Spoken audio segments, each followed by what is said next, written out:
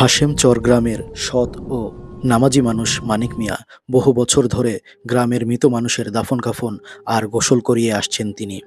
সেই রাতেও তিনি বরাবরের মতো মসজিদের পাশে ছোট্ট ঘরে এক বেয়ারিশ লাশ গোসল করাতে যান।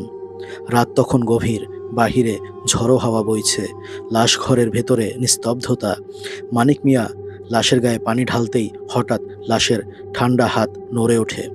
বরফ ঠান্ডা আঙ্গুল মানিক মিয়ার গলা চেপে ধরে।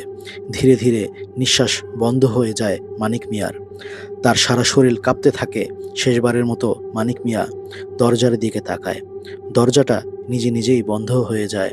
তারপর মুহূর্তেই সব থেমে যায়।